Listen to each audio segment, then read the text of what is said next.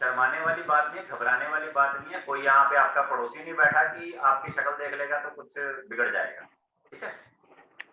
क्या बिगड़ना है, कुछ नहीं नहीं, बिगड़ना। जिन लोगों के कैमरास ऑफ है ना, उनके लिए बोल रहा हूँ, ठीक है। कोई इसमें ठीक है। शर्माने वाली बात नहीं कि हाँ जी हमने कैमरा नहीं ऑन रखना कि क्या है क्या नहीं है, क्योंकि इसमें बाद में फिर मेरे को तो जो लोग सही लगेंगे मैं फिर उनको एंटरटेन करूंगा, उनको सर बताऊंगा। हमारी फोटो तो जहाँ मर्जी लगा दो, हमें कोई दिक्कत नहीं है सर। हाँ ठीक है श्यामलाल जी, आप जरा कृपया थोड़ी देर के लिए शांत हो जाए। अब मैं आगे आपको एस्ट्रोलॉजी का मेन कंसेप्ट समझाने लगा हूँ, ठीक है। स्टार्टिंग में मैं आपको एकदम बेसिक से शुरू करूंगा, ठीक है, ताकि आपको इसमें हेल्प मिले समझने में।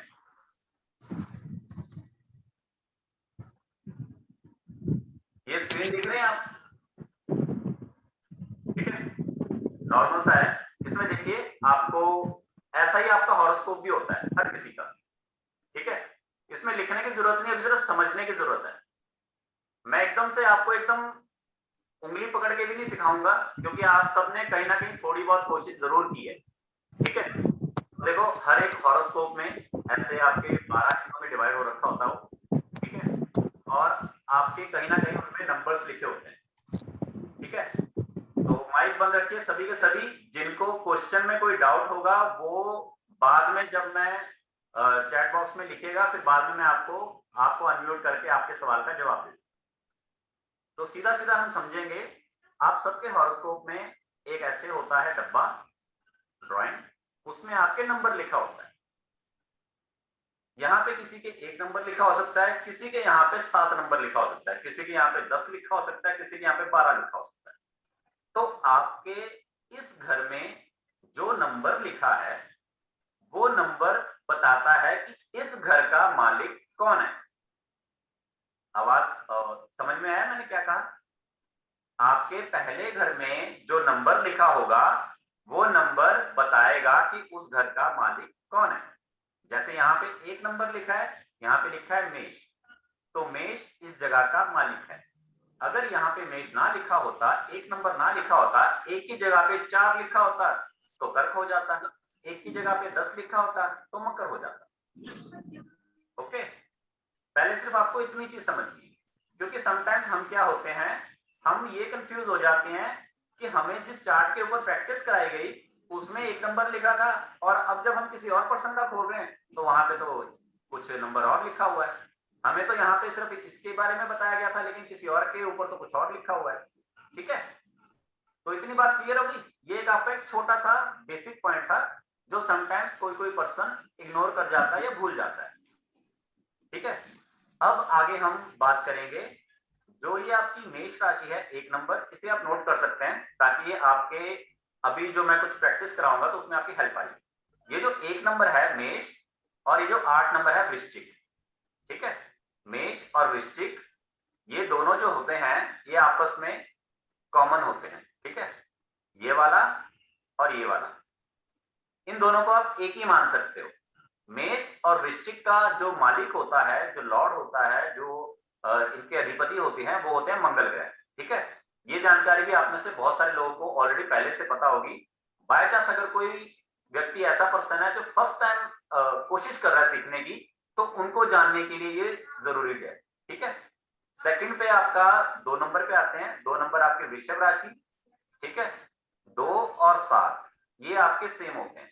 अगर 2 नंबर और 7 नंबर जो होता है, वृषभ राशि और तुला राशि, इनके जो मालिक होते हैं इनको हम शुक्र कहते हैं, ठीक है।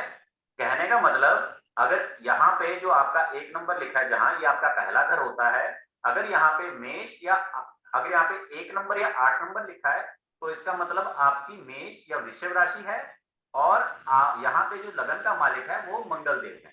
अगर यहाँ 1 नंबर में फर्स्ट हाउस में आपका 2 नंबर या 7 नंबर लिखा है, तो इसका मतलब ये है कि ये जो फर्स्ट हाउस है इसका मालिक या तो वृषभ या तुला है, और इनके जो मालिक हैं, लॉर्ड हैं, वो शुक्रदेव है, ठीक है। इतनी चीज पहले आपको समझनी आवश्यक है। देन आपका 3 नंबर, और 3 और 6 ये दोनों आपकी बुध की राशियां होती हैं। अगर यहाँ आपके पहले घर में 3 या 6 लिखा हुआ है तो इसका मतलब आपके लगन लॉर्ड का मालिक है बुध। देन आपका 4 नंबर, 4 नंबर ऑलरेडी आपका व्हाइट कलर का ही है, ठीक है।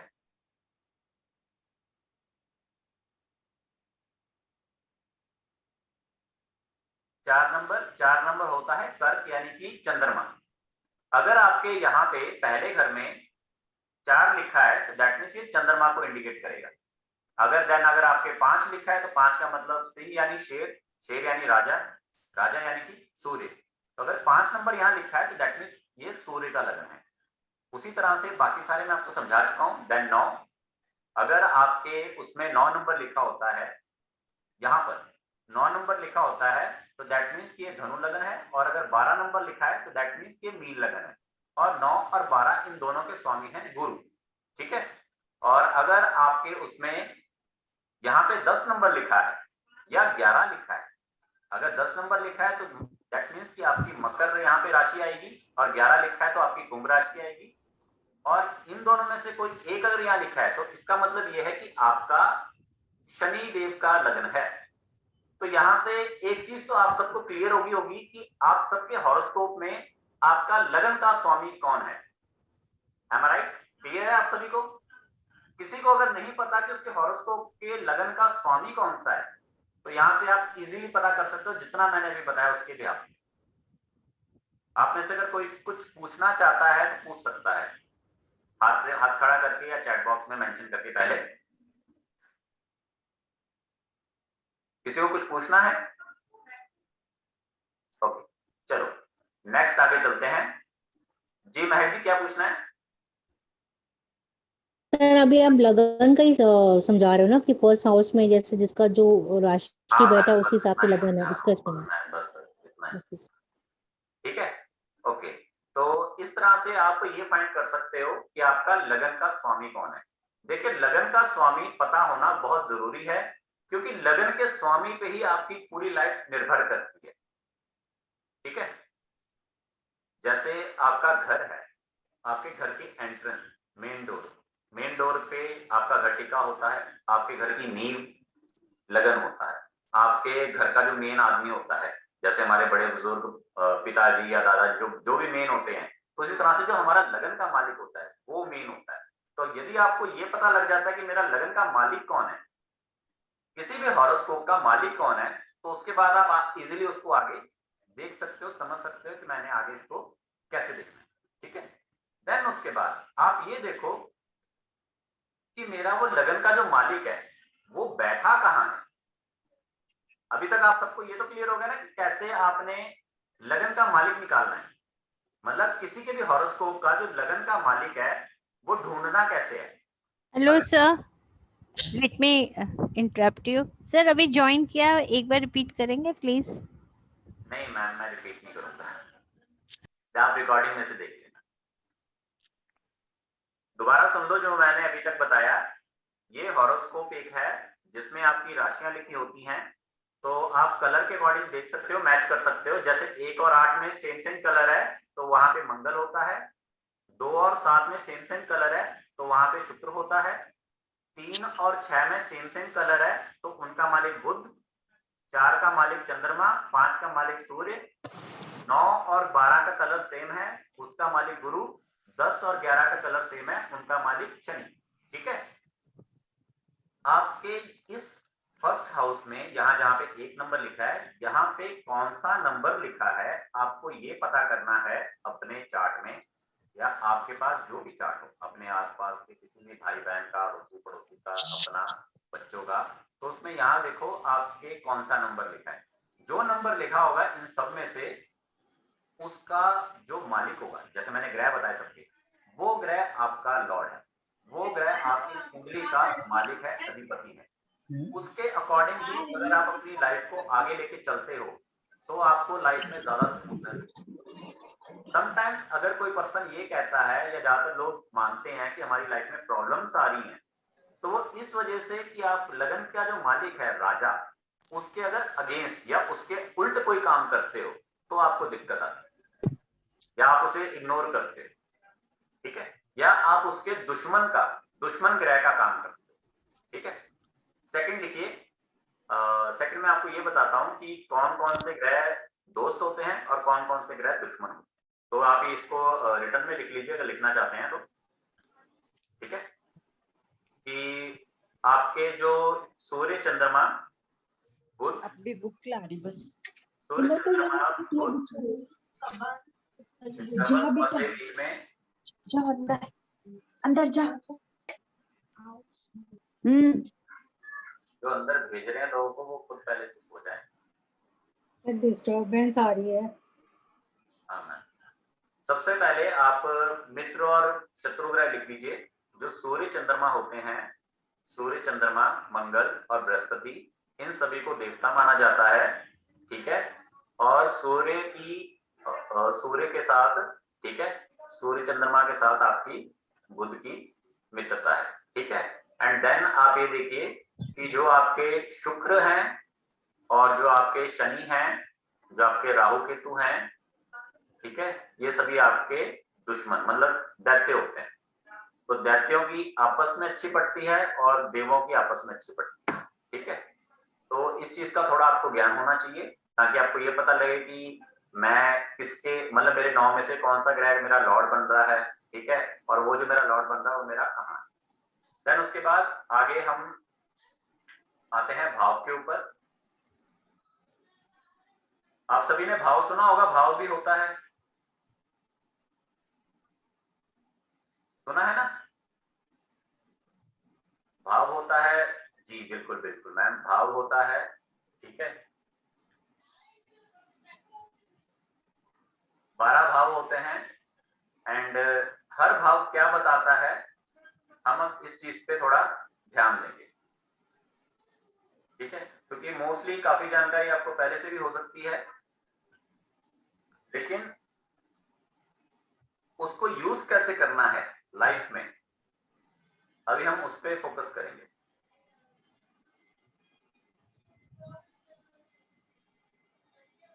ये देखिए, आप देख रहे हो, ये आपके फिर से वैसे मैंने एक ड्राइंग बनाई जैसे पहले थी, पहले उसमें राशियां लिखी थी, इस बार इसमें भाव लिखे हैं। तो पहला भाव होता है हमारा व्यक्तित्व। व्यक्तित्व यानी कि हम, हमारा नेचर, हम कैसे के हैं, हमारा कैरेक्टर, हमारे बारे में कोई भी अंदर की बात या बाहर की बात, अंदरूनी जानकारी या बाहरी रूपरेखा, वो हमारे व्यक्तित्व यानी कि हमारे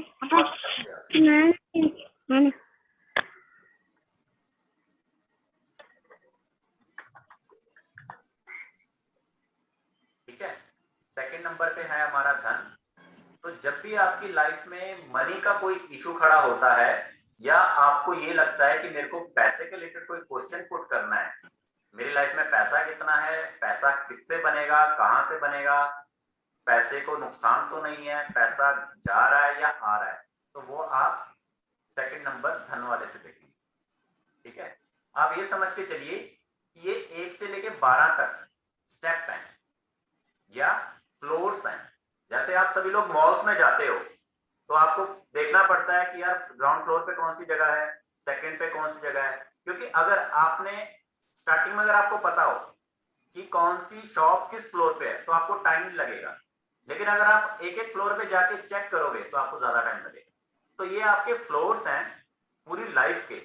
जैसे मॉल में पूरे फ्लोर्स होते हैं, हर डिपार्टमेंट होता है मॉल्स के अंदर, हर तरह की शॉप होती है, हर तरह की चीजें हमें मिल जाती हैं, ठीक है। इसके अलावा उनके अलग अलग अपने डिपार्टमेंट होते हैं, मैनेजमेंट का होता है, इलेक्ट्रिसिटी का होता है, वाटर का होता है, एचआर का होता है, जो हमें कुछ नहीं भी दिखते, कुछ तो बार बार दिखते होते हैं, ठीक है।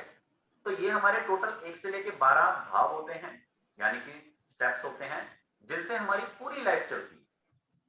यहाँ से हम अपना कैरेक्टर देखते हैं, व्यक्तित्व, यहाँ से हम धन देखेंगे, यहाँ से हम देखते हैं पराक्रम यानी कि मेहनत, हिम्मत। कोई काम है, जैसे एग्जांपल के लिए आज के टाइम पे पढ़ना, कई बच्चों के लिए पढ़ना एक हिम्मत का काम होता है। अगर आप हिम्मत नहीं दिखाओगे, स्ट्रगल नहीं करोगे एग्जाम में, तो क्लियर करना मुश्किल हो जाएगा ना जॉब में। तो यहाँ से हिम्मत दिखती है। जैसे कई लोग होते हैं वो हिम्मत ही नहीं करते, वो भरोसे पे बैठे होते हैं।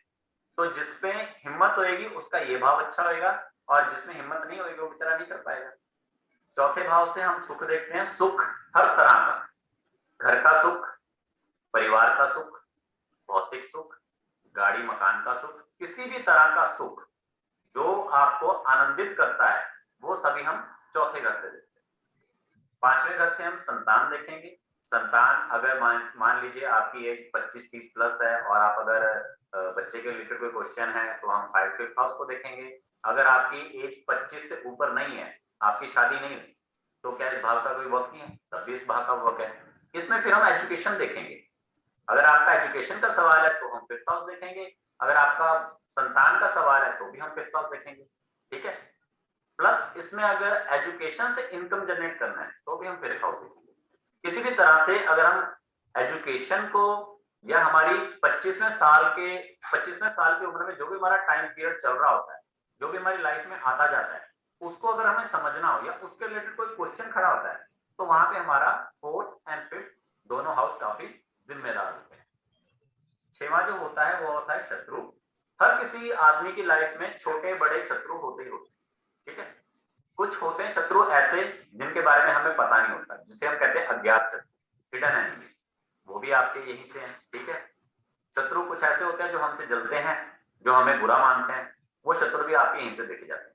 प्लस यहाँ पे साथ में आपके क्या देखा जाएगा, जो आपको डे टू डे लाइफ में प्रॉब्लम्स होती है। एनिमीज जो होते हैं वो भी हमें प्रॉब्लम्स देते हैं, हेल्थ इश्यूज जो है वो भी हमें प्रॉब्लम्स देते हैं। दोनों का काम क्या है? आगे ना बढ़ने देना, ठीक है। यहाँ पे ये दो वीक पॉइंट है इस सिक्स्थ हाउस के। अच्छा पॉइंट इसमें ये है कि यही जगह है जो हमें जॉब देती है, ठीक है, जॉब देती है। तो यहाँ से अगर आप जॉब का कंसर्न है आपका, तो आप यहाँ से देखते हो।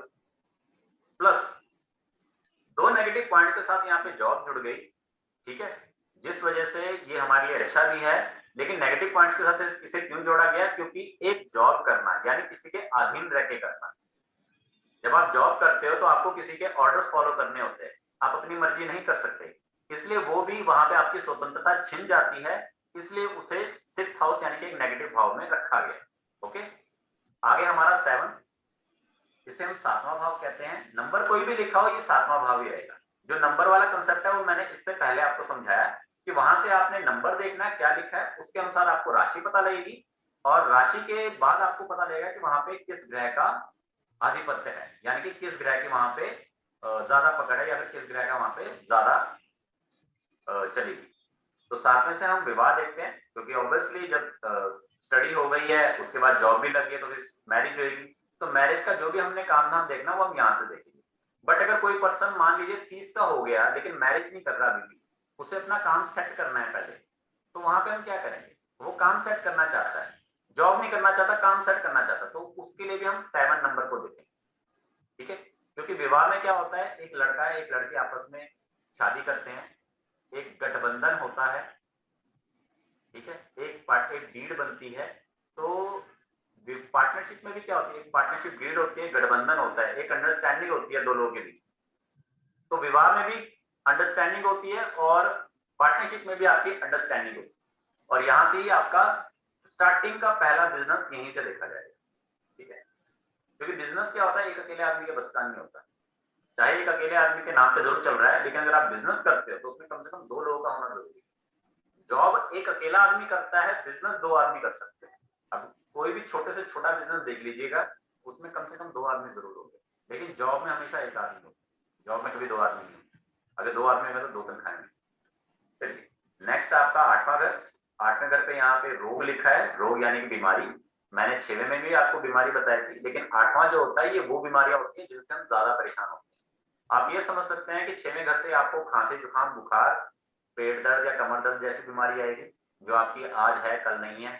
और 8वें घर से आपकी वो बीमारी आएगी जिसकी वजह से आपको थोड़ा खर्चा करना पड़ता है, या जैसे मान लीजिए आपको डॉक्टर के पास जाना पड़ता है, या फिर आपको ज्यादा हॉस्पिटलाइज होना पड़ता है, या फिर जिससे आप ज्यादा परेशान रहते हैं, ठीक है। तो 8वां घर इसलिए नेगेटिव कहा जाता है और ये बीमारी का घर माना जाता है, क्योंकि अभी तक सारा अच्छा चल रहा था, लेकिन बीमारी तो आदमी की लाइफ में हमेशा चलती रहती है ना साथ में। देन आगे 9वां, तो बीमारी से जैसे हम रिकवर करते हैं तो उसको हम अच्छा मानते हैं, एक अच्छा शगुन होता है, एक अच्छी बात होती है। क्योंकि जब भी कोई इंसान हॉस्पिटल से घर आता है तो सब उसको ग्रीटिंग कहते हैं, ग्रीटिंग देते हैं, अच्छी बात बोलते हैं, फ्रूट्स देते हैं, फ्लावर्स देते हैं, मतलब एक अच्छा होता है। तो इसीलिए वो फिर भाग्य, आगे भाग्य बना। तो 9वें घर से हम क्या देखते हैं? भाग्य, हमारी किस्मत, ठीक है, किस्मत। तो यहाँ से हमारी किस्मत देखी जाती है कि हम क्या किस्मत लेके आए हैं इस दुनिया में। 9वें घर में हमारा अगर ग्रह बैठा है तो वो किस्मत लेके आया कोई ना कोई, नहीं बैठा है तो इसका मतलब ये नहीं कि आदमी बदकिस्मत है। तो उसका लिंक देखना है आपने, कहाँ से लिंक हो रहा है। 9वां घर जो है वो आपका गुरु के अंदर आता है, गुरु यानी शिक्षा।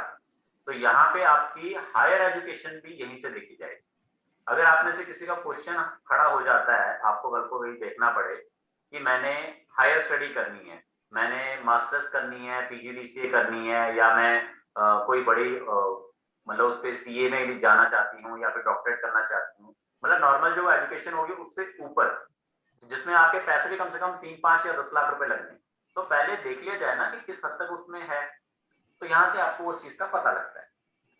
देन आपका 10 नंबर से आपका पता लगता है कर्म। कर्म यानी हमारा काम, काम यानी कि जिस काम को भी हम जवानी के बाद शुरू करते हैं, या जिस काम के लिए हम धरती पे पैदा हुए। हम में से हर कोई ना कोई काम करता ही करता है। अगर बाय चांस हम में से कोई पर्सन आज के वक्त पे नहीं कोई काम कर रहा है, बेला बैठा है, ये जो टाइम चल रहा है इस वजह से नहीं, अगर वैसे ही, तो उसको भी पता है या उसके घर वालों को पता है कि काम तो करना ही पड़ेगा, कोई ना कोई तो काम करना ही पड़ेगा।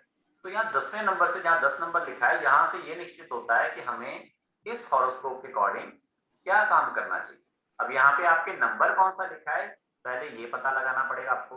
नंबर कैसे नंबर का मीनिंग क्या है, वो इससे पहले जो स्लाइड थी उससे आपको पता लगेगा कि वो नंबर क्या बताता है और उस नंबर का ग्रह कौन सा है।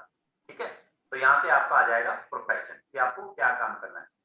कोई अगर सलाह लेता है कि जी मैंने पढ़ाई भी कर ली, सब पढ़ाई कर ली, अब मैंने प्रोफेशन क्या करना है, तो प्रोफेशन यहाँ से पता लगता है। अगर आप उसी प्रोफेशन की पढ़ाई भी करते हो, आपको अगर स्टार्टिंग में हॉरोस्कोप से पता लग जाए कि मेरा प्रोफेशन क्या है, और उसके अकॉर्डिंग अगर आप पढ़ लेते हो या अपने बिजनेस को या जॉब को उसके अकॉर्डिंग कर लेते हो, तो आप ज्यादा ग्रोथ करते हो। देन आगे नेक्स्ट हमारा आ जाता है 11 नंबर पे आय। आय यानी कि हमारा एक तरह से सैलरी कह लीजिए, ठीक है, सैलरी कह लीजिए, प्रॉफिट कह लीजिए, गेन कह लीजिए। तो देखो, जब हम काम करेंगे तो पैसा मिलेगा ना ऑटोमेटिकली, काम से तो पैसा है। जॉब करोगे, बिजनेस करोगे, सैलरी मिलेगी, प्रॉफिट मिलेगा, गेन होगा, तो यहाँ से हमारा सारा गेन देखा जाता है। अब जब आपने काम किया 1 महीना, आपको तनख्वाह मिल गई, तो तनख्वाह मिलने के बाद क्या होता है, खर्च होती है। किसी भी पर्सन के पास तनख्वाह मिलने के बाद जेब में टिकी थोड़ा रहती है। आपको 10 तारीख को तनख्वाह मिलती है, 15 तारीख को पूछो कितने पैसे हैं, तो आप बोलते हो कि सब खर्च हो गए, किराया दे दिया, फोन का बिल हो गया, लैपटॉप का इंटरनेट का बिल हो गया, बच्चों की फीस हो गई, घर का खर्चा हो गया, इसका देना था, उसका देना था, इंस्टॉलमेंट्स कट गई, ये कट गया, वो कट गया, थोड़े बहुत मैंने सेविंग कर दिए, खत्म, खर्चा खत्म। तो यहाँ से आपका खर्च बताता है। ये जगह आपकी खर्च भी बताती है, ये जगह आपकी वो सभी चीजें बताती हैं जिनमें आपका खर्च होता है। खर्च होने वाली कौन कौन सी जगहें हैं, जैसे आप अपने बच्चों को पढ़ने के लिए घर से दूर भेजते हो, जिसमें मोटा पैसा लगता है। ऐसा तो नहीं है कि आप अपने बच्चों को किसी दूसरी जगह भेज रहे हो जहाँ पे आपकी सिर्फ 2000 की फीस हो। ज्यादा पैसा लगेगा तभी आप अपने बच्चों को घर से दूर भेजोगे, तो मोटा पैसा लगता है, वो ये खर्च है। आप अपने बच्चों को विदेश भेज रहे हो, तो वो एक खर्च है। आप घूमने फिरने के लिए जा रहे हो घर से दूर, सैर सपाटे पे, वो भी एक खर्च है। आप हॉस्पिटल एडमिट हो गए, वो भी एक खर्च है। किसी भी तरह का कोई भी ऐसा काम जिसमें आपका खर्चा होना है पहले, तो वो यहाँ से देखा जाए। आप सभी को क्लियर है, समझ में आया जो मैंने आपको अभी तक बताया 1 से लेकर 12 तक? अपना अपना बताइए, कहीं ऐसा तो नहीं है कि मैं बताया जा रहा हूँ और आप सभी आराम से बैठे हुए हैं। बताइए।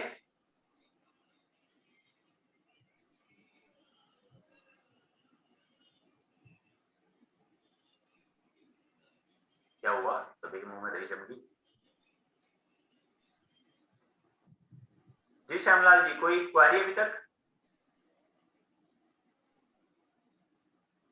अपने अपने माइक ऑन करके बता सकते हैं, किसी को कुछ पूछना है अभी तक, या फिर जो भी मैंने आपको बताया वो आपको कुछ ना समझ में आया हो अब तक?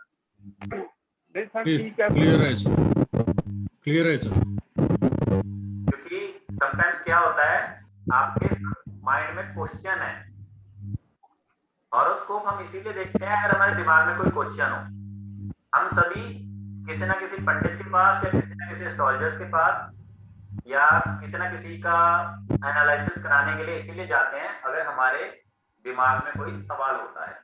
ठीक है, तो आपके दिमाग में जो सवाल है, अगर आपको वो सवाल इन 12 भावों में से किसी एक में मिल जाता है, तो आप उस सवाल का जवाब ढूंढ सकते हैं।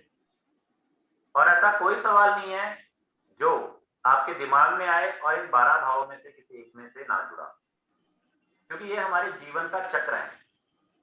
यहां से व्यक्ति पैदा हुआ और सारा पूरा चक्र काट के यहाँ पे वो जीवन के चक्र से मुक्त हो जाता है। ठीक है, हर चीज जो है वो हम यहीं से सीखते हैं, यहाँ से एकदम स्टार्टिंग की और अंत तक फिर खत्म। सर 11 भाव एक बार वापस से रिपीट कर देंगे? पहले 11 से पहले 10 को समझिए। 10 क्या है? कर्म। कर्म यानी काम। काम यानी कि जॉब या बिजनेस या जो भी आप काम करते हो, चाहे हम घर में काम करते हैं, चाहे हम ऑफिस में काम करते हैं, चाहे हम कोई बिजनेस करते हैं, चाहे हम कुछ सेल करते हैं, चाहे हम कुछ मैन्युफैक्चर करते हैं, जो भी हम 24 घंटे में से हमारे 8-10 घंटे करते हैं वो हमारा काम है। हमने फिर कुछ ना कुछ काम किया, काम करने से हमें ऑब्वियसली पैसा या सैलरी मिलेगी, तो वो क्या है? आय यानी सैलरी। सैलरी मिलेगा, पैसा मिलेगा, गेन होगा, प्रॉफिट होगा। तो 11वां घर जो है वो होता है हमारा प्रॉफिट का। प्लस यहाँ पे एक पॉइंट और ऐड ऑन कर लो, इच्छा पूर्ति। कुछ लोगों के मन में कोई ना कोई विश होती, इच्छा होती, तो वो इच्छा पूर्ति। अब 10 लोगों के मन में इच्छा है, कोई कहेगा मेरा बेटा पास हो जाए, कोई कहेगा मेरे को मोटरसाइकिल मिल जाए, कोई कहेगा मेरी सैलरी डबल हो जाए, कोई कहेगा मेरे को इंक्रीमेंट लग जाए, कोई कहेगा मुझे जॉब मिल जाए, कोई कहेगा मेरे लड़का हो जाए, कोई कहेगा मेरी शादी हो जाए। तो 10 लोगों की इच्छाएं होती हैं। आप सभी लोग मंदिर जाते हो, मंदिर जाके कुछ ना कुछ विश मांगते हो, आपसे कितने लोगों की विशें पूरी होती है? कुछ लोगों की होती है, कुछ की नहीं होती, या ये मान लो कुछ की होती है, बहुत सारे लोगों की नहीं होती पूरी। तो यहाँ पे 11वां घर रोल प्ले करता है। जैसे कुछ लोग होते हैं जो ज्यादा बीमार रहते हैं, कुछ लोगों को कोई बीमारी नहीं होती, कुछ लोगों को गाड़ी मकान जो है अपनी 25-30 साल की उम्र तक मिल जाता है, तो कुछ लोग 50 साल क्रॉस कर जाते हैं तब भी अपना खुद का मकान नहीं बना पाते, पहले से ही किसी ना किसी मकान में एडजस्ट होकर बैठे रहते। आप सबने ये एग्जांपल्स देखे होंगे अपने आसपास की लाइफ में। तो यहाँ पे हॉरोस्कोप के डिपार्टमेंट रोल प्ले करते हैं, किसको क्या देना है, कितना देना है। आप में से कुछ ऐसे भी हो सकते हैं जिन्होंने स्कूल लाइफ में अपने 70, 80, 90% तक हासिल किए होंगे, लेकिन जैसे ही आपने स्कूल लाइफ की स्टडी वाली चीज छोड़ी, उसके बाद लाइफ फिर आगे रोल प्ले नहीं बंद कर दी, सिर्फ स्टडी थी आपके पास और कुछ नहीं है। कुछ ऐसे भी है, क्योंकि मेरे पास कुछ ऐसे चार्ट्स आते हैं जो कहते हैं कि हमने स्टार्टिंग में 90-95% तक लिए हैं, अब हम बस आगे कुछ नहीं, लाइफ आगे खत्म। क्योंकि फिर आप आगे कुछ करते नहीं ना, कोशिश नहीं करते, और आगे लाइफ में होता भी नहीं उतना कुछ। जो चीजें आपकी सॉलिड होती हैं वही यहाँ पे आपको रिजल्ट देती हैं। जो चीजें आपकी सॉलिड नहीं होती वो आपको रिजल्ट नहीं देती, या आप उनमें ट्राई ही नहीं करते। ओके, तो अभी तक किसी ने कुछ पूछना है? अभी तक जो पढ़ाया उसमें से किसी को कुछ पूछना है? नहीं सर। ओके, तो आगे सेकंड हम ये देखेंगे। चलो मैंने आपको राशि बता दी, भाव भी बता दिया, अब हम ग्रह के कौन बोला? कुछ पूछना है तो पूछ सकते हो हैंड रेज करके, ठीक है। और जिनके कैमराज ऑन नहीं है वो अपने कैमराज ऑन कर लें, क्योंकि बाद में फिर मैं फिर आप लोगों के डाउट्स नहीं लूंगा अगर आप लोगों को कुछ पूछना होगा, ठीक है ना। क्योंकि देखिए एक दिन में कोई एस्ट्रोलॉजी सीख नहीं सकता, ना कोई सिखा सकता है, और ना कोई आज तक एक दिन में एस्ट्रोलॉजर बना है। अगर आपने कोशिश कर रखी है, तो भी फ्रैंक एक बात मैं साफ साफ कह दूं, अगर आप सबने कोशिश कर रखी है एस्ट्रोलॉजी को सीखने की, तो आप इस बात से अच्छी तरह वाकिफ होंगे कि आपको कितना टाइम लगा एक हॉरोस्कोप को या एक चार्ट को रीड करने में, ठीक है। और अगर आपने कभी कोशिश नहीं की सीखने की, कभी किसी के पास क्लास नहीं लगाई, तो देखो ये क्लास से भी आपको कुछ नहीं मिलने वाला, क्योंकि जिसको अभी तक किसी भी क्लास से कुछ नहीं मिला उसको इससे भी नहीं मिलने वाला। लेकिन जिन्होंने कोशिश करी है, करे रहे हैं, कुछ ना कुछ अभी तक आ रहा है, कुछ ना कुछ अभी तक नहीं समझ में आ रहा है, उनको कुछ ना कुछ अभी यहां से भी पकड़ में आएगा, ठीक है। क्योंकि देखो जिसने कभी कोशिश ही नहीं की तो वो इस बार की कोशिश से भी क्या कर लेगा। और दूसरी बात, जब तक आप अपना पार्टिसिपेट नहीं करोगे, एक बात बताओ, किनारे पे रह के अगर आपको कोई स्विमिंग करता हुआ दिखाई दे तो क्या आप तैरना सीख जाओगे? नहीं, जब तक आप खुद पानी में नहीं उतरोगे। तो आपको मैं पहले पानी में उतरने के लिए कह रहा हूँ, लेकिन आप पता नहीं क्यों या तो पानी के डर के मारे या शर्म के मारे उतरने की कोशिश ही नहीं कर रहे। तो कमाल की बात है ना, उतरना नहीं चाहते लेकिन तैरना चाहते हैं। अपनी तरफ से मैं काफी समझा चुका हूँ, बाकी आप सबके ऊपर है। सेकंड ये देखिए, ये आपका, इसमें आपका नंबर, राशि और ग्रह तीनों को मैंने ऐड कर दिया। अब इसमें थोड़ा सा दिमाग खर्च होएगा, ठीक है। जिन लोगों को बिल्कुल भी समझ में ना आए वो या तो समझने की कोशिश करें या जा सकते हैं, क्योंकि फायदा कोई नहीं, ठीक है। अगर आप ज्यादा दिमाग खर्च करें या तो आप समझने की कोशिश करें, ठीक है। चलिए यहाँ पे आपको ग्रह बताता हूं। 1 नंबर जो है और 8 नंबर, 1 नंबर और 8 नंबर, इन दोनों का जो मालिक होता है वो होता है आपका मंगल ग्रह, ठीक है। बट 1 नंबर में सूर्य होता है आपका उच्च का, ठीक है। दैट मीन्स कि ये यहाँ पे सुप्रीम पावर में होता है, सबसे पावर। देन आपका सेकंड पे 2 नंबर और 7 नंबर जो आपकी राशि होती है वो होती है आपकी शुक्र की। बट 2 नंबर में अगर आपका चंद्रमा बैठा है तो वो होता है आपका उच्च का, मतलब कि सबसे सॉलिड। उसके बाद 3 नंबर में और 6 नंबर में जो आपकी राशि है वो है आपकी बुध की। बुध 6 में बैठा है, अच्छी बात है, और ये 3 का भी मालिक होगा। उसके बाद 4 में जो 4 नंबर होता है वो चंद्रमा को रिप्रेजेंट करता है, लेकिन 4 नंबर में अगर बृहस्पति बैठ जाए तो वो उच्च का माना जाता है, यानी सबसे सॉलिड और काफी अच्छी पावर में।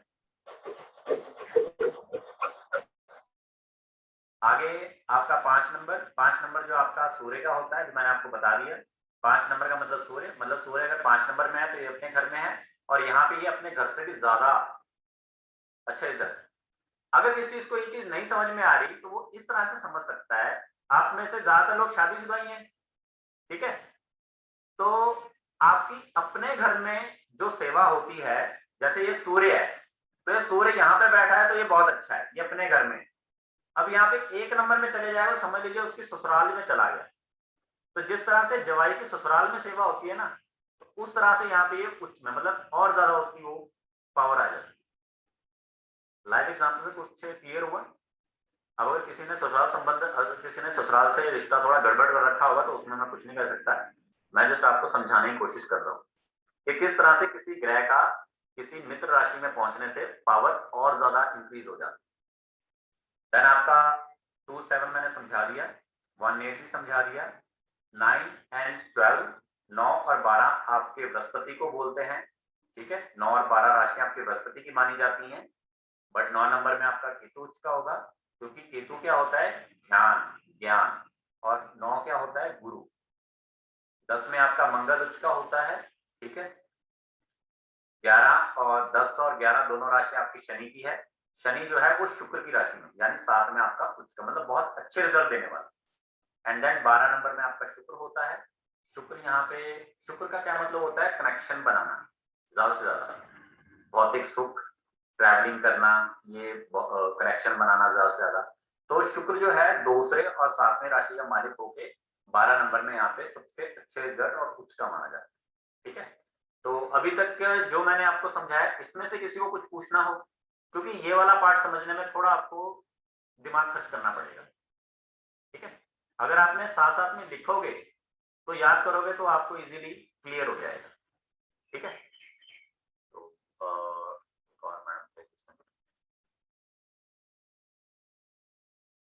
जी, तो ये डीबी कौन है? डीबी सर मैंने आपको वही बोला, आपने अब क्वेरी तो रेस कर ली कि मेरे को लास्ट पार्ट समझ में नहीं आया, लेकिन मैं स्टार्टिंग से ये बोल रहा हूँ कि अगर तैरना सीखना है तो पानी में उतरना है, किनारे पे खड़े होकर नहीं कहना कि मुझे ये स्टेप समझ में नहीं आया। आप बुरा मत मानिए इस बात का, लेकिन कुछ सीखने के लिए आपको अपने आप का भी कुछ ना कुछ डिवोट करना होता है, अपने आप को भी थोड़ा बहुत उसमें पार्ट रोल प्ले करना होता है। बिना पेंसिल चलाए तो हम एबीसीडी लिखना सीख नहीं सकते, ठीक है ना। तो मैं तो जस्ट इतना कहा था कि आप पहले कैमरा ऑन कीजिए ताकि मैं आप सभी को थोड़ा समझाने की कोशिश कर सकूं। तो कुलवंत मैडम कोई इशू अभी तक जितना मैंने बताया? यही जो चार्ट आपने समझाया है, आपने बताया सूर्य 1 नंबर राशि में बैठा है तो पावरफुल है, डबल, और उसको 5 में भी आप उसको लिंक करें, मतलब ये जो लिंकेज है ना, मेरे को ये चीज की क्लैरिटी नहीं हुई। जैसे शुक्र आपने जैसे- 12 में पावरफुल। सुनो सुनो सुनो, मैं बताता हूँ। जैसे मान लीजिए आप आपका सूर्य जो है, अगर वहां पे 5 नंबर लिखा है सूर्य ग्रह के साथ, तो वो अपने घर में है, वो पावर में है। और अगर उसी सूर्य के साथ अगर 1 नंबर लिखा हुआ आपको किसी चार्ट में मिलता है, तो वो नॉर्मल से ज्यादा पावर में है। ठीक है, जो आपने जैसे नंबर दिए हैं 1 2 12 सारे लिखाए हैं, जी उसके अंदर 1 में सूर्य लिखवाया, सेकंड में चंद्रमा, थर्ड में राहु, फोर्थ में गुरु, उसके फिफ्थ में कुछ भी नहीं था, हाँ, 5th में कुछ भी नहीं था। सिक्स्थ में आ गया बुध, हाँ सेवंथ में शनि, जी 8 में फिर कुछ नहीं था, हाँ 9 में केतु, जी मैम 10 में मंगल, 11 में फिर कुछ नहीं, 12 में शुक्र। जी। मतलब इन राशियों में ये वाले जो ग्रह हैं ये पावरफुल है, सबसे ज्यादा पावरफुल। ज्यादा पावरफुल है। हाँ जी, मैंने यहाँ तक आपको सुनिए सुनिए सुनिए, मैंने अभी जो चार्ट लिखवाया उसमें वो बताए हैं जो सबसे ज्यादा पावरफुल है। जी ठीक है, और उससे पहले जो बताया था वो है जो पावर में, पावर और डबल पावर में फर्क होता है ना, जी तो यही बताया मैंने। देखो 4 होते हैं, समझ गए। एक होता है डबल पावर, फिर आगे पावर, फिर आगे न्यूट्रल मतलब पावर से कम, फिर आगे न्यूट्रल। ठीक है, एक होता है दोस्त, एक होता है दुश्मन, एक होता है ना दोस्त ना दुश्मन। ठीक है, सर आपने व्यय का क्या बताया, व्यय व्यय स्थान? मैम उस वक्त मैं आपको उस वक्त पूछ तो रहा था, 2 बार पूछा मैंने, तब भी नहीं पूछा था। तो एक कुछ बता दीजिए ना व्यय स्थान का। व्यय स्थान में खर्च होता है। खर्च होता है, ओके ओके ओके व्यय का थैंक व्यय का मतलब क्या होता है? यू। व्यय का मतलब ही खर्च होता है, खर्च, ओके ओके। किसी भी तरह का खर्च, छोटा मोटा खर्च नहीं, ये हाँ कोई घर का राशन लेने वाला खर्च नहीं, बड़ा खर्च। ओके ठीक है, अगर आप 10,000 कमा रहे हो तो 50,000 वाला खर्च। ओके ठीक है, हिसाब लगा लीजिए कौन सा खर्च हो सकता है। ओके आपकी आमदनी से ज्यादा बड़ा खर्च 12वें ओके हाउस में काउंट होगा, ओके ओके और ऐसा खर्च जो लाइफ में कभी कभार होता है, चाहे वो ओके आपकी इच्छा से है, चाहे वो सडनली है। ठीक है, चलिए या अब एक और चीज जो आप सभी को जानने की बहुत जरूरी है, वो ये कि पहला तो आप सभी के दिमाग में जो भी क्वेश्चन आता है, कोई भी क्वेश्चन, वो किस भाव से जुड़ा है, और दूसरा वो किस ग्रह से जुड़ा है, ये जानना आपके लिए बहुत जरूरी होता है। अगर आपको ये पता लग जाता है कि मेरा सवाल किस भाव से और किस ग्रह से जुड़ा है, तो आप उसका इजीली आंसर निकाल लेंगे। अगर आप इसी में कंफ्यूज हो तो आप कभी नहीं निकाल पाओगे, क्योंकि आपको बेसिक मेन वो जड़ ही नहीं पता कि मैंने पकड़ना क्या है, करना क्या है। क्योंकि अगर आप ये सोचोगे कि मैं, और हाँ ये चीज, सेकंड चीज, जब भी आपने हॉरोस्कोप रीड करना है, आप में से जितने भी कोशिश करते हैं रीड करने की, तो आप क्वेश्चन के अकॉर्डिंग उसे रीड करें, कभी भी हॉरोस्कोप को पूरा मत देखें।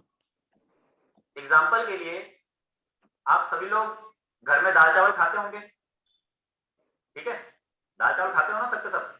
तो दाल चावल में क्या होता है, एक प्लेट होती है सामने पूरी की पूरी, जिसमें हमारे दाल और चावल पूरे मिक्स हो रखे होते हैं। तो हॉरोस्कोप भी आपके सामने एक पूरा ऐसे तैयार रखा होता है, तो आप उस पूरे को फोकस करते हो हॉरोस्कोप को, वैसे ही आप दाल चावल को भी पूरा फोकस करते हो। लेकिन शुरुआत कहां से करते हो? एक साइड से, एक साइड से आप खाना शुरू करते हो, तो धीरे धीरे वो पूरी प्लेट आपकी खत्म हो जाती है। ठीक है, चाहे आप बीच में स्टार्ट करो, चाहे साइड से, चाहे ऊपर से, चाहे नीचे से, चाहे कहीं से भी।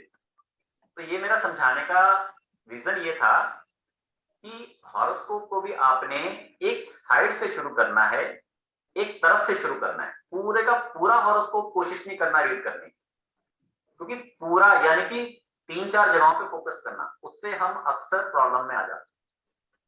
जो क्वेश्चन आपके दिमाग में आता है या जो क्वेश्चन आप जानना चाहते हो, उस क्वेश्चन का ग्रह और भाव ढूंढिए, और उसके अकॉर्डिंग आप उसको खोजने की कोशिश कीजिए। ये आपका एक सीधा साधा मेथड है किसी भी क्वेश्चन के आंसर को फाइंड करने का।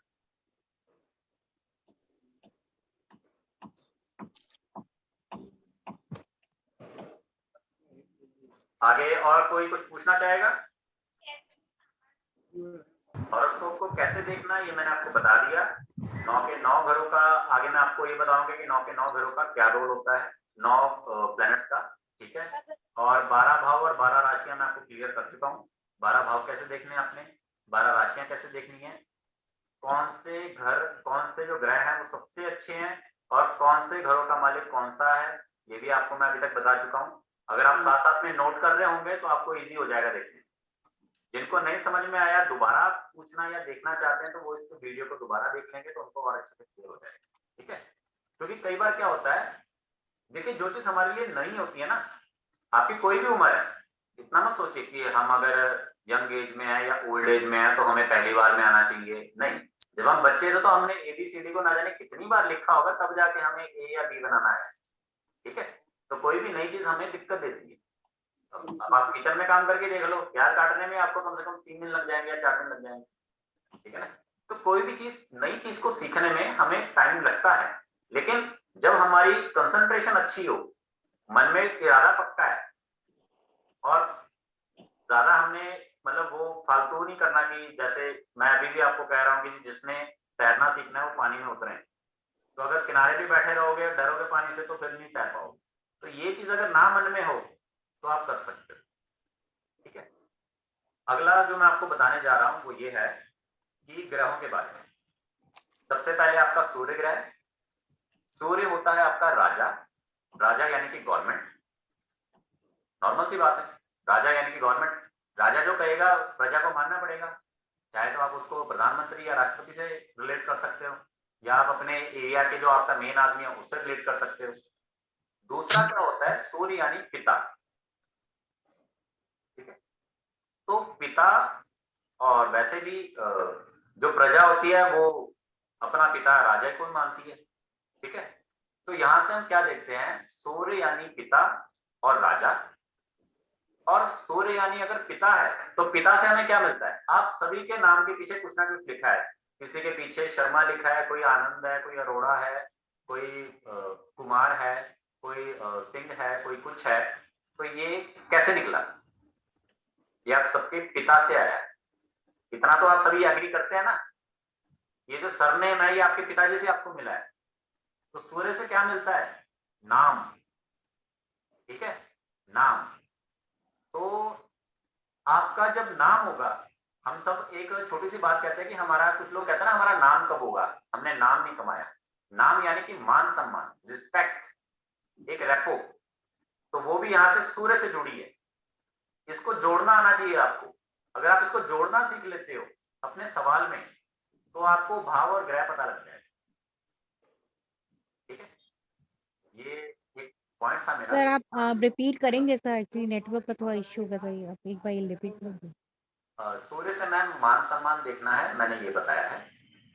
और सूर्य से मान सम्मान जुड़ा कैसे, मैंने इस चीज को, थ्योरी को थोड़ा बारीकी से समझाया, ठीक है। सेकंड हमारा आता है, क्योंकि इसमें जस्ट मैं एक पॉइंट बता रहा हूँ, इसमें ना जाने और कितने पॉइंट जुड़ सकते हैं, क्योंकि आपके अंदर सवालों का कोई अंत नहीं है। आज आपके अंदर 2 सवाल हो सकते हैं, 8-10 दिन बाद आपके अंदर 2 से 3 सवाल हो जाएंगे, या मान लीजिए वो 2 सवाल छोड़ के कोई नए 2 पैदा हो जाएंगे। आगे हम करते हैं चंद्रमा की बात। चंद्रमा होती है हमारी माता।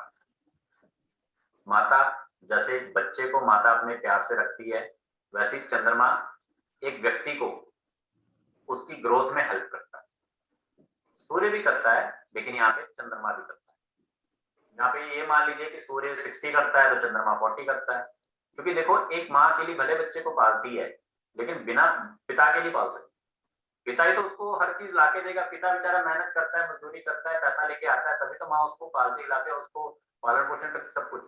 पिता बच्चे को इतना ज्यादा नहीं करता, प्यार नहीं होता उसका ज्यादा, सारा दिन उसने माँ के साथ ही रहना है। लेकिन माँ से उसे प्यार मिलता है, माँ उसको ग्रोथ करने में हेल्प करती है। पिता ग्रोथ करने में हेल्प नहीं करता। पिता से उसे नाम मिलता है, पिता से उसे वो सारे भौतिक सुख मिलते हैं जो माता से नहीं मिल सकते। माता से उसे प्यार मिलता है और वो परवरिश मिलती है जिसके बेस पे वो आगे चल के ग्रो करेगा। क्योंकि मोस्टली माँ बाप के ही जो गुण और लक्षण बच्चे में आते हैं जिसके बेस पे वो आगे बढ़ता है।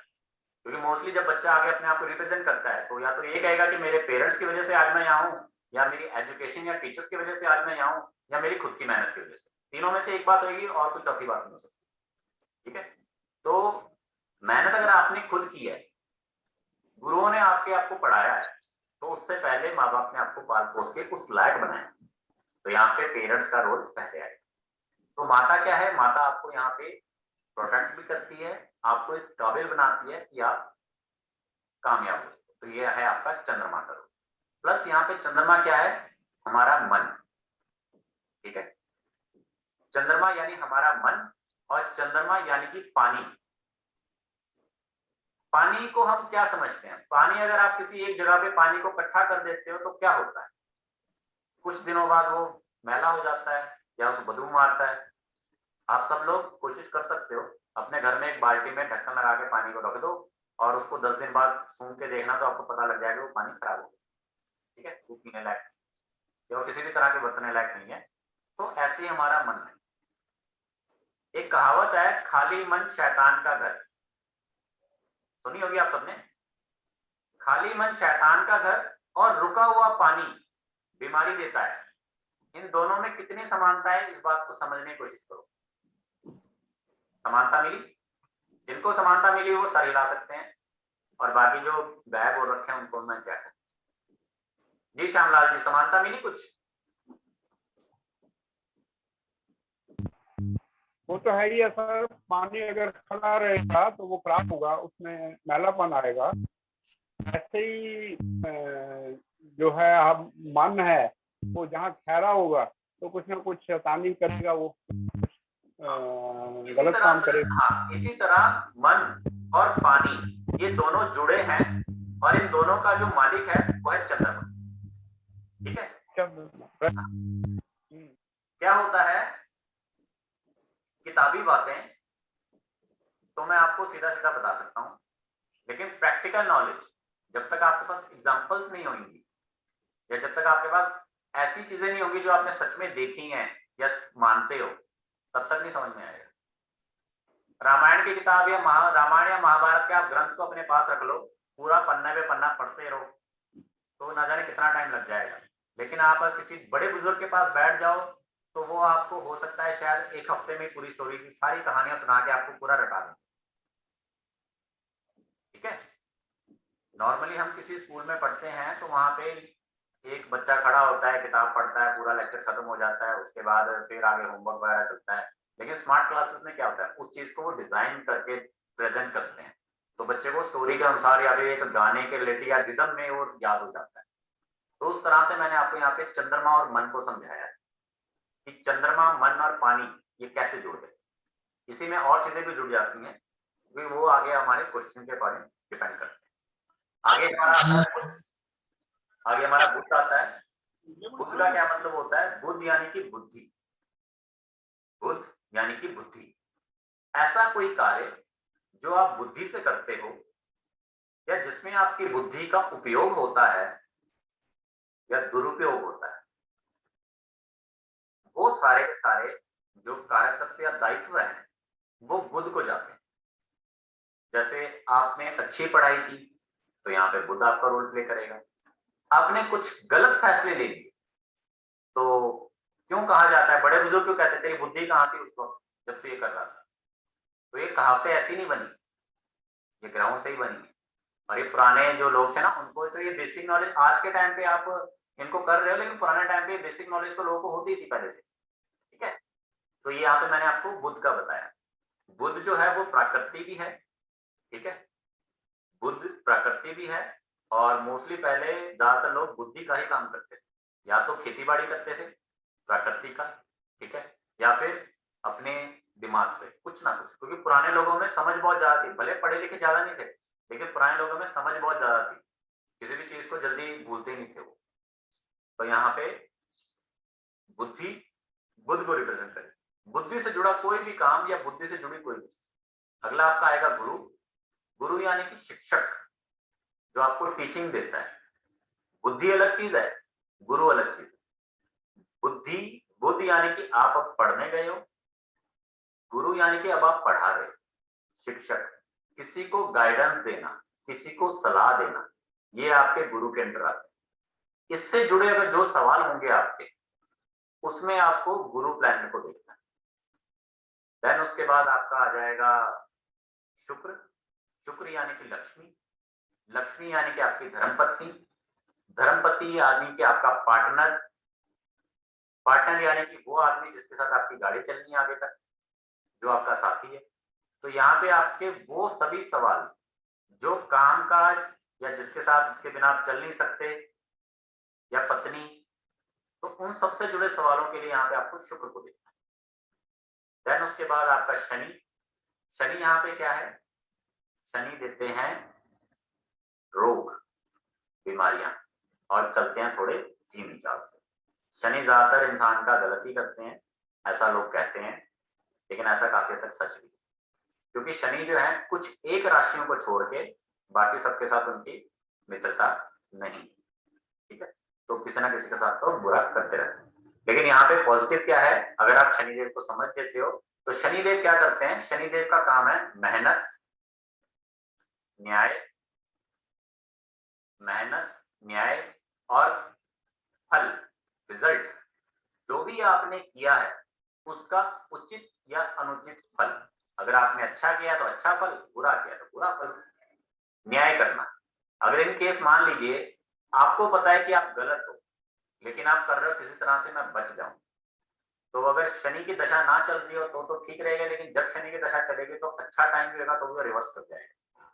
जैसे कहते हैं ना, अच्छे अच्छे आदमी भी रोड पे आ जाते हैं, तो वो उस टाइम पे वो उनके कर्मों का निधान करते हैं। उसके बाद आपके राहु और केतु आते हैं।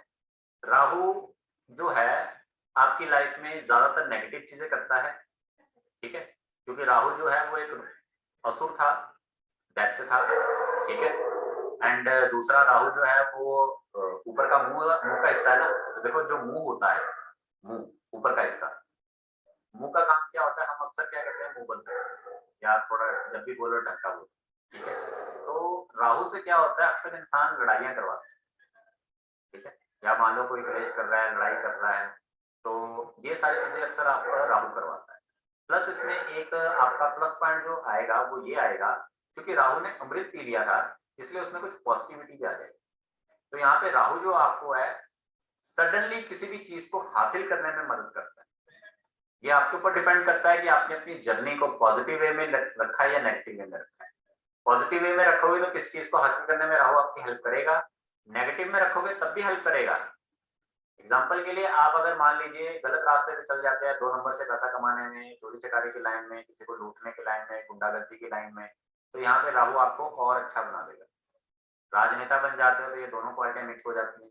राजनीति में भी गुंडागर्दी और जालसाजी और झूठ बोलना दोनों मिक्स है, और जिस आदमी के ऊपर राहु का प्रभुत्व होगा वो आदमी आराम से झूठ बोल सकता है, ठीक है।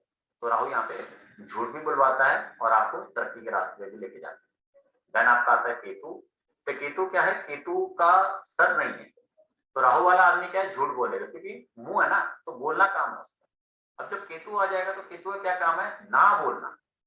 जिस पर्सन का केतु ज्यादा हावी हो जाएगा या केतु जिसके प्रभुत्व में रहेगा, लगन में केतु हो जाएगा, वो पर्सन अक्सर चुपचाप रहेगा, नहीं बोलेगा, क्योंकि जबान ही नहीं है, झुक जाएगा, दब जाएगा, उसको कोई दबा लेगा। और केतु क्या है? शरीर, तो उस पर्सन का शरीर लेकिन अच्छा होगा। राहु का शरीर इतना अच्छा नहीं है, राहु में आपके मोटापा आ जाएगा, फैट आ जाएगा, शरीर में पावर नहीं रहेगी। लेकिन केतु वाले पर्सन के अंदर शरीर अच्छा होगा, बॉडी अच्छी होगी, ठीक है। प्लस यहाँ पे जो केतु है वो है सूक्ष्म। सूक्ष्म यानी बहुत छोटा। यहाँ पे एक पॉइंट मैं और आपको बताता हूँ राहु के बारे में। राहु आपको ये बताता है सडनली कोई चीज होना, चाहे वो पैसा है चाहे बीमारी, ये बताता है राहु। और केतु क्या बताता है? और छोटा, यानी कि बैक्टीरिया, बैक्टीरिया या किसी भी तरह का इंफेक्शन, ये केतु के सूचक हैं, या फिर ये केतु की कुछ हद तक बीमारी है। तो जितना मैंने आप सबको भी बताया, तो जितने भी लोग नोट डाउन कर रहे हैं, जितने लोग, जी श्यामला जी क्या कह रहे हैं? मार्स रह गया, मार्स। हाँ, मंगल का बताओ। मंगल सर क्या होता है? मंगल का मतलब होता है सेनापति, यानी कि मंगल का मतलब ये होता है हिम्मत, सुरक्षा, सुरक्षा, सिक्योरिटी, सेना। हमारे देश की सुरक्षा कौन करता है? हमारे जवान या पुलिस वाले। घर की सुरक्षा कौन करता है? पिताजी या घर में सबसे पावरफुल जो पर्सन व्यक्ति होगा, ठीक है। और मंगल का क्या काम है? हिम्मत करना। क्योंकि देखो जो फौजी होते हैं या जो पुलिस वाले होते हैं या जो घर का मेन आदमी होता है, वो हिम्मत करता है तभी कुछ काम हो पाता है। आप में से अगर किसी पर्सन ने, जैसे एग्जांपल के लिए मान लीजिए कल को आपका ऐसा सवाल आता है कि मैंने फलाना काम करना था लेकिन कैसे करूं, तो वहां पे आपको उसका मंगल देखना पड़ेगा, क्या वो अच्छा है या नहीं है। क्योंकि अगर हिम्मत ही नहीं कर पाएगा तो कहां से करेगा। जैसे कई लोग होते हैं ना, बड़े आलसी किस्म के होते हैं, तो उनका मंगल सही नहीं होता। जैसे कई लोग कहते हैं कि बेटा खाना खाने के लिए तो खुद ही हिम्मत करनी पड़ेगी, कई होते हैं ना आलसी एकदम। तो यहाँ पे मंगल खराब होना बहुत दिक्कत दे जाता है लाइफ में ग्रोथ की, ठीक है। अगर बाय चांस कल को आपके पास अपॉर्चुनिटी हो तो मंगल जिसका नहीं अच्छा होगा वो अपॉर्चुनिटी को ग्रैब नहीं कर पाएगा। बहुत से लोगों की किस्मत इसलिए नहीं चमकती क्योंकि वो अपॉर्चुनिटी में फर्क करना नहीं जानते, वो छोड़ देते हैं अपॉर्चुनिटी, स्किप कर जाते हैं, मौका नहीं पकड़ते, ठीक है। चलिए 9 के 9 प्लैनेट्स, 12 भाव और 12 राशियां आपकी हो चुकी हैं। इन सबके मिक्सचर से आप किसी भी सवाल के जवाब का आंसर ढूंढ सकते हो अगर आपको एस्ट्रोलॉजी की थोड़ी बहुत नॉलेज है। बाकी एक दिन में एस्ट्रोलॉजी को समझना पॉसिबल नहीं किसी के लिए भी, ये आप सभी जानते हैं जिन लोगों ने भी एस्ट्रोलॉजी में अब तक हाथ आजमाया है, ठीक है। लेकिन अगर आपको किसी क्वेश्चन का जवाब ढूंढने में दिक्कत हो रही थी तो ये वीडियो आपको बहुत ज्यादा हेल्प है।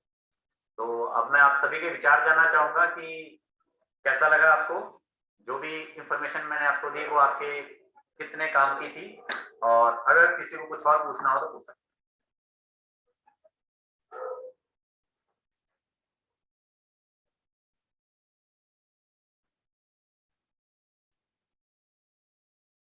श्यामलाल जी,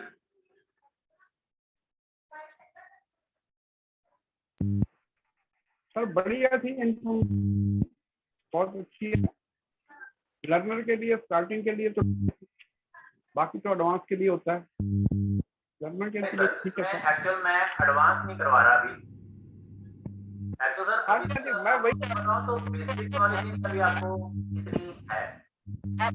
तो ठीक है सर, बेसिक तो बहुत अच्छा है, आपने बता दिया, सारा कुछ बता दिया, ठीक है जी।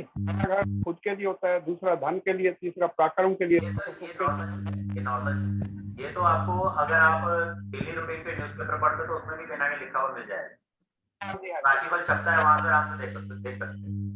हाँ जी, हाँ जी, बिल्कुल ठीक है सर, वही चीज है। तो आगे हमें डिटेल में जाएंगे तभी हमें सारा कुछ पता लगेगा। शालू आनंद जी कृपया अपना कैमरा ऑन कीजिए ताकि मैं आपको देख सकूं। कोई बात नहीं, आप देर से ज्वाइन है, कोई दिक्कत नहीं है। Lots of voice echo, ma'am echo इसलिए आता है जब मेरे अलावा किसी और पर्सन का अगर माइक ऑन हो जाए ना, जैसे अब मैं बाकियों के बंद कर दिए तो उसमें क्या होता है, बाकियों की आवाज बीच में मिक्स होके आपको इको में कन्वर्ट हो जाता है। अगर आप सिंगल ओनली मेरी वॉइस को सुनोगे तो इको नहीं आएगा इतना ज्यादा, ठीक है। सर कल भी क्लास होगा? मैम नहीं, ये तो आज के लिए था इसमें। बाकी देखिए मैं आपको आगे बताता हूँ। एस्ट्रोलॉजी में जो लोग भी कोर्स करना चाहेंगे वो अपने डिटेल्स दे सकते हैं, कोई इशू नहीं। तो इसमें आपके दो तरह के कोर्स हैं, एक आपका बहुत ही छोटा और बेसिक सा कोर्स है, वो आपका है नेचर एनालिसिस, ठीक है। नेचर एनालिसिस में क्या होता है, किसी व्यक्ति को हॉरोस्कोप के लगन, राशि, नक्षत्र, लगन, राशि, नक्षत्र, इन तीन चीजों के बिहाफ पे और आपके हॉरोस्कोप में क्या अच्छा है क्या बुरा है, सिर्फ इतना देखते हुए उस आदमी के बारे में पूरी जानकारी देना कि वो कैसा है कैसा नहीं है, ठीक है। जैसे महक मैडम आपने किया हुआ है ना? हाँ ये मैंने किया हुआ। तो उसमें कुछ बताइए नेचर एनालिसिस के बारे में। नेचर एनालिसिस के बारे में मतलब वही लगन और राशि देखकर हम लोग उसमें कितना को पता लग जाता है किसी इंसान के बहुत कुछ मालूम पड़ जाता है, बहुत कुछ मालूम पड़ जाता है। नेचर पूरा क्लियर हो जाता है ना कि हाँ भी आदमी का मतलब हाँ हाँ हाँ, बहुत बहुत कुछ मालूम पड़ जाता वो है। क्या है, वो आपको हेल्प करता है। एग्जांपल के लिए आप किसी का रीड कर रहे हो हॉरोस्कोप, आप सीधा क्वेश्चन को रीड कर रहे हो, आप उसे जानने की कोशिश नहीं कर रहे हो। अगर आप उसे एक बार जानने की कोशिश कर लोगे तो आपको काफी हेल्प मिल जाएगी। ये चीजें अक्सर तब हेल्पफुल ज्यादा होती हैं जब कभी हम अपने बच्चों के रिश्ता करने की कोशिश करते हैं, या किसी का जब रिश्ता हो रहा होता है, या किसी पर्सन को समझना होता है, तो वहां पे अगर आपने नेचर एनालाइज किया होगा, आपको नेचर का पता होगा, तो आप समझ जाओगे गड़बड़ किसमें, या ये कितना अच्छा है कितना बुरा है, इसमें कितनी चीजें अच्छी हैं और कितनी चीजें बुरी हैं। 12 तरह के इंसान होते हैं, जैसे 12 राशियां, 12 भाव हैं। तो आप में से जिस किसी को भी नेचर एनालिसिस का एक डेमो का लिंक चाहिए होगा, वो मैं शेयर कर दूंगा ग्रुप में, ठीक है। वो वहां से आप उस ग्रुप के लिंक को देख सकते हो, जिससे आपको तकरीबन उसमें ये पता लगेगा कि लोग 2 दिन में, जस्ट इन 2 डेज में, किसी पर्सन के बारे में, नेचर के बारे में कैसे कितनी बातें बता देते हैं, क्योंकि सिर्फ देखना और समझना है। बाकी इसके अलावा अलग अलग और कोर्सेज हैं, जैसे राहु के ऊपर है, सिर्फ उसमें राहु ग्रह के बारे में बात होती है। राहु ग्रह आपके टोटल पूरे हॉरोस्कोप में कहीं भी बैठा है तो क्या उसका रिजल्ट है, कैसा उसका फल है, राहु के हिसाब से क्या आदमी का कैरेक्टर है, राहु किसका अच्छा है किसका बुरा है, किसको अच्छे रिजल्ट दे रहा है किसको बुरे दे रहा है, कैसे कंट्रोल में करना है, राहु वहां पे क्या आपको पॉजिटिव या बैड इफेक्ट देगा, राहु का क्या काम है, कौन कर सकता है, राहु को कंट्रोल कैसे करना है, ठीक है। तो ये सारी चीजें, राहु की बीमारियां क्या क्या है, राहु आपको किस तरह से जमीन से आसमान तक लेके जा सकता है या आसमान से नीचे जमीन तक ला सकता है, ये सारी चीजें आप राहु की क्लासेस में समझ सकते हैं। इसके अलावा आप मेडिकल का टोटल एक कोर्स है जिसमें सिर्फ बीमारियों के बारे में बात होती है, कितनी तरह की बीमारियां होती हैं जो किस किस पर्सन को हो सकती हैं, टोटल जितनी बीमारियां उन सबको हम 12 हिस्सों में बांट देते हैं। 12 हिस्सों में 12 राशियां होती हैं, 12 भाव होते हैं, तो उस तरह में हम 12 हिस्सों में सारी बीमारियों को बांट देते हैं। आगे फर्दर वो जो बीमारियां होती हैं 9 ग्रहों से रिलेटेड आगे अलग अलग लिंक होती है, क्योंकि हर इंसान जो लाइफ में पैदा हुआ है बीमार कभी ना कभी जरूर होता है, कुछ लोग कम होते हैं कुछ लोग ज्यादा होते हैं। तो उस मेडिकल के कोर्स से हमें ये पता लग जाता है कि कौन इंसान कितना बीमार हो सकता है लाइफ में, और कब कब उसको कौन कौन सी बीमारी लाइफ में होगी। सेकंड एक और है हमारा कोर्स जिसमें आपको एस्ट्रोलॉजी में ये पता लगता है कि आपकी जो नॉर्मल एक हॉरोस्कोप होता है उसमें कितने और किस किस तरह के योग बनते हैं। जैसे समटाइम्स आपको कोई आदमी सीधा ट्रिकी क्वेश्चन पूछ लेता है, क्या मैं एस्ट्रोलॉजर बन सकता हूँ, क्या मैं सिंगर बन सकता हूँ, क्या मुझे मकान मिलेगा, क्या मुझे शादी हो जाएगी, क्या मेरा लड़का हो जाएगा, क्या मेरे को धन मिलेगा, क्या बीवी के बाद धन मिलेगा, क्या शादी में दहेज मिलेगा, क्या ये शादी मेरी अच्छी रहेगी, क्या मेरी दूसरी शादी होगी, क्या मेरा तलाक होएगा नहीं होएगा, या मैं विदेश जाऊंगा नहीं जाऊंगा। ऐसे कुछ सवाल होते हैं जिनमें समटाइम्स आपको क्या होता है, रिलेट करने में थोड़ा टाइम लग जाता है, हॉरोस्कोप लग जाता होगा अगर आपने रिलेट करने की कोशिश की हो। तो उसमें क्या होता है, उसमें सीधे सीधे टिप्स होते हैं, तो उसमें अगर वो चीजें आपको सीधा डायरेक्ट मिल जाती हैं तो आप इजीली बता सकते हैं, क्योंकि उसमें ना जाने कम से कम मिलकर 200-250 तरह के योग होते हैं, जिसमें आपके धन से जुड़े होते हैं, कितनों के बाद धन आता है, कितनों के बाद धन नहीं आता है, कितने स्टडी करते हैं कितने नहीं करते, ऐसी अलग अलग छोटी छोटी चीजें उसमें जुड़ी होती हैं, जिससे आपको बड़े ही कम समय में एक हेल्प मिल जाती है कि सीधा यहाँ से इस चीज को देखा, रिलेट किया और बता दिया। जरूरी नहीं है कि ये जो मैं बताऊंगा वो आपके हर किसी के हॉरोस्कोप में मिले, लेकिन कुछ ना कुछ तो हर किसी न किसी के हॉरोस्कोप में आपको मिलता रहेगा, ठीक है। क्योंकि ये चीजें क्या होती है, पहले से टेस्टेड होती है। बाकी जो चीजें होती हैं वो जब आप पूरा पढ़ लेते हो उसके बाद फिर आपको रिलेट करके फाइंड करना होता है। तो ये कुछ होता है जो आपको फाइंड करना होता है, कुछ होता है जो आपके सामने पड़ा होता है। एग्जाम्पल के लिए मान लीजिए आपके माताजी ने आपको बोला कि बेटा जाओ कमरे से फ्रूट्स ले आओ। अगर फ्रूट्स टेबल पे पड़े हैं तो आप जाओगे सीधा ले आओगे। ये हो गया हॉरोस्कोप में आपको सीधा सीधा लिंक मिल गया, जो आपको योगास के नीचे मिल जाएगा। जैसे मैंने बताया, आपने देखा सामने है, डायरेक्ट पता लग गया, रिप्लाई मिल गया। अब यही सेम सवाल कि मम्मा ने बोला बच्चे को, बच्चा जाओ जाओ फ्रूट्स ले आओ, वो बेटा गया, उसने देखा टेबल पे तो कुछ भी नहीं। अब उसको क्या हो रहा, या तो वापस आ जाएगा कि जी मेरे को तो मिला नहीं, या तो वो क्या करेगा, कोशिश करेगा, टेबल के नीचे देखेगा, बास्केट में देखेगा, फ्रिज में देखेगा, थोड़ी अपनी तरफ से हिम्मत मारेगा और फिर ढूंढेगा और फिर लेके जाएगा। तो ये दूसरे टाइप का है कि अगर आपको डायरेक्ट नहीं मिलता तो आपको, अगर पूरा हॉरोस्कोप अगर आपको रीड करना आता है तो आप फिर रीड करके बताएंगे, ठीक है, तो चलिए इसी के साथ मैं सेशन एंड करता हूं। अगर किसी को कुछ पूछना है तो पूछ सकता है।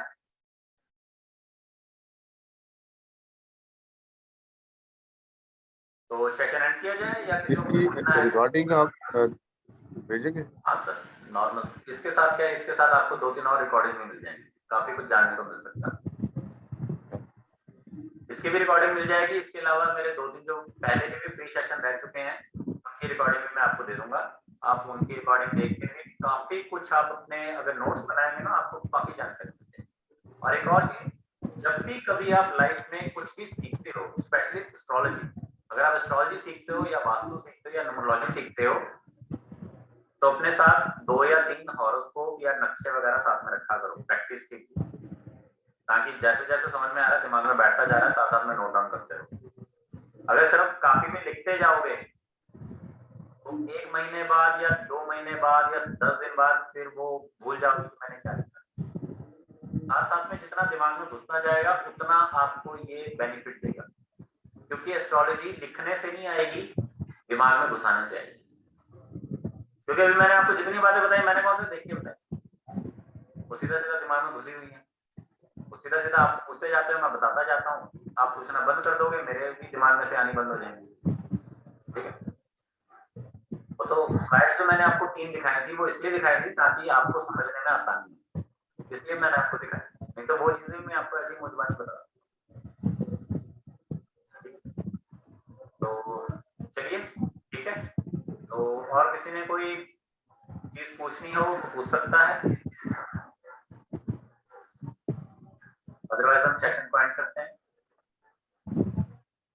कुलवंत जी, महक जी, सोनिया जी, आपने कुछ पूछना है? मुक्ता मैडम, वंदना, राजीव भाटिया जी, आप में से किसी ने कुछ पूछना है? सर जैसा आपने बोला कि भाव और राशि देखकर हम लोग बता सकते हैं, नक्षत्र भी, मतलब आप बोले नक्षत्र को भी देखकर हम लोग बता, तीनों चीज को देखकर एक प्रेडिक्ट कर सकते हैं उस जगह को। हाँ मैम, नक्षत्र आपका बाद में डीप में वर्क आएगा, वो आपका नेचर में, मैंने आपको बताया था, नेचर में आपको नक्षत्र भी तो लिखवाया है। हाँ जी, हाँ जी, हाँ जी। है ना? सर ग्रह अस्त हो तो क्या करने का? ग्रह अस्त हो तो क्या कर सकते हो बताओ? सर मतलब शुक्र अस्त है, शुक्र अस्त है। ठीक है, फिर अस्त है तो अस्त है, तो उसका कुछ मत करो। तो कुछ करने का नहीं, क्यों करना है? और शुक्र मीन्स शुक्र जरा एनहांस करना है। शुक्र पहले, अगर आपका शुक्र अस्त है तो पहले आपको ये फाइंड करना है कि शुक्र मेरा अच्छे भाव के साथ अस्त है या नेगेटिव भाव के साथ अस्त है। सूर्य के साथ है। भाव बोला मैंने, पहला भाव, पहला फर्स्ट हाउस। First house. आपकी शक्ल नजर नहीं आ रही, मैं किससे बात कर रहा हूँ, मुझे ये तो पता लगे। हेलो, फेस तक दिखाने को राजी नहीं और मुझसे जानकारी भी चाहते हैं, थोड़ी अजीब बात नहीं लगती? ये किसने खाया है? क्या? और किसी का कोई सवाल? ये किसने खाया है? ये हम लोग का 10 दिन से चल रहा है, ज्यादा ही हो गया होगा, जरा जरा ले लेते हैं। चलिए, तुम्हें खाना खा लो, पूरा ले लो। किसी को कुछ पूछना है? ओके, मैं सेशन एंड करता हूँ। आप सभी लोगों को इन्फॉर्मेशन कैसी लगी आप ग्रुप में पोस्ट कर सकते हैं, ग्रुप आपको ओपन मिलेगा।